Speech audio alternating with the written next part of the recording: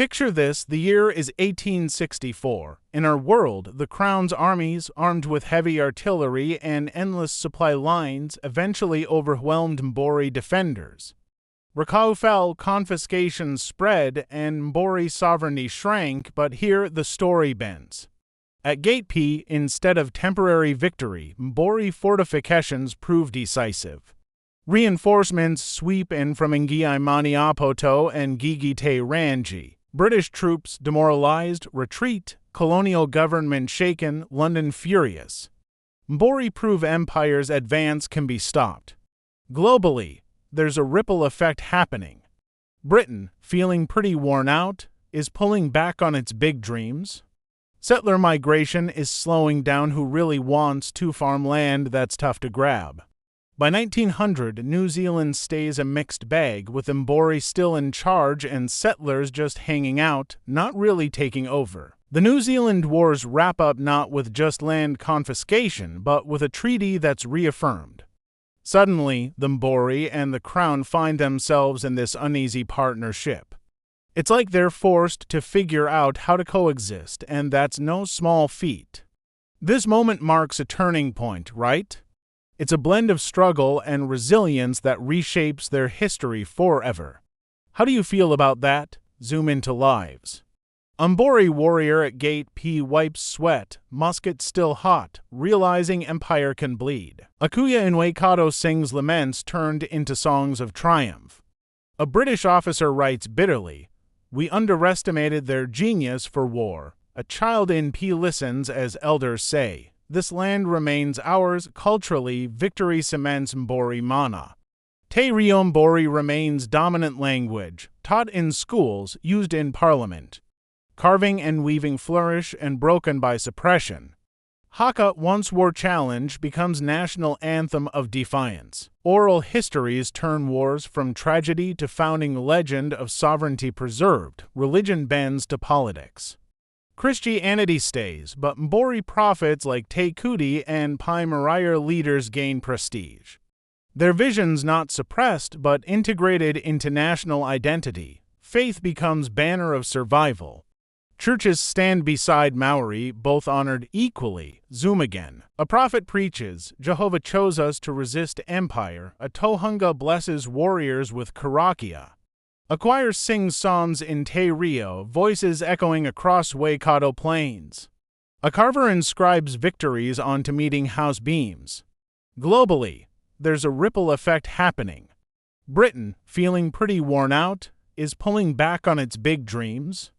Settler migration is slowing down. Who really wants to farm land that's tough to grab? By 1900, New Zealand stays a mixed bag, with Mbori still in charge and settlers just hanging out, not really taking over. For Pacific, inspiration grows. Hawaiians hear of Mbori victory, pushing harder against U.S. encroachment. Tongans strengthen monarchy, proud of Pacific resistance. Islanders whisper, "If Aotearoa held, so can we." By the 1970s, a ripple effect was felt globally. Instead of just seeing urban Mbori as marginalized, the bicultural state really started to invest in language and culture. Te Reo became a subject taught in schools everywhere, and Kapa Haka performances gained international recognition. Rugby's haka, it wasn't just a show anymore. It turned into a powerful sovereign ritual that truly honored Mbori heritage. Tourists flocked to experience this vibrant, living culture firsthand, rather than just gazing at old relics in a museum. It was all about celebrating the richness of Mbori identity and sharing it with the world. Cities like Rotorua and Hamilton are transforming into vibrant Maori-led hubs, not just colonial outposts. You can feel the energy in these places. Local markets are bustling, showcasing traditional crafts and delicious foods. It's not just about business, it's about celebrating culture and identity, right? It is inspiring to witness how Mbori communities are reshaping their futures and leading the way in economic growth. What a fantastic shift. By 1914, ripple deeper, WWI erupts. In our world, New Zealand troops fought loyally for Britain. Here, Mbori Kingdom negotiates as equal ally. Mbori regiments fight under united flag of Aotearoa, Haka shaking trenches in Gallipoli. Empire respects Mbori's sovereignty more, fearing rebellion. Zoom once more. A Mbori soldier in 1915 performs Haka before charge at Gallipoli. A British general mutters, their unity frightens even Turks. A Mbori nurse in France tends wounded under flag of partnership. A soldier writes home, we fight for our land, not their empire. By 1940s, World War to reshape Pacific. Aotearoa stands by national Mbori monarchy alongside colonial parliament. When Japan threatens Pacific, Mbori fleet patrols with allies. Pearl Harbor bombed, but New Zealand defends stronger, Mbori's sovereignty intact. After war, decolonization accelerates. Pacific sees Aotearoa as elder brother. By 1960s, Mbori pride global. Civil rights movements in U.S. and indigenous activists worldwide look to Aotearoa's example. Native Americans, Aboriginal Australians, and First Nations see proof colonization could be resisted. Aotearoa hosts conferences for indigenous solidarity.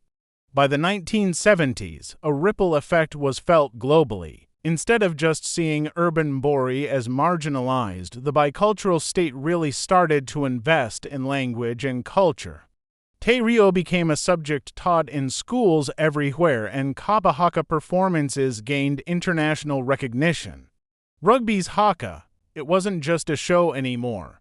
It turned into a powerful sovereign ritual that truly honored Mbori heritage. Tourists flocked to experience this vibrant, living culture firsthand, rather than just gazing at old relics in a museum. It was all about celebrating the richness of Mbori identity and sharing it with the world. By 1990s, Aotearoa stands unique bicultural state, Mbori majority, settler minority integrated. Parliament shares power with Kinjatanga, land councils manage resources, Treaty of Waitangi honored, not broken. Inequality lessened, culture thriving. Zoom in one last time. Picture this, a Mbori king in 2000 opens parliament with a beautiful karakia, his crown of feathers shimmering in the light. It's a powerful moment, right? Meanwhile, a farmer in Waikato is plowing ancestral land that's never been taken, connecting generations. In Wellington, a child proudly learns Te Reo alongside English, embracing both worlds with a smile.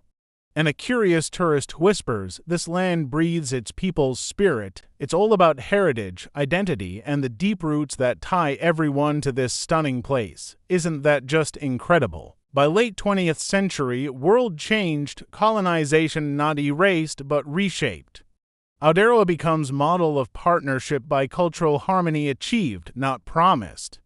Pacific stronger, indigenous sovereignty global, colonial myth cracked. Would this world be better?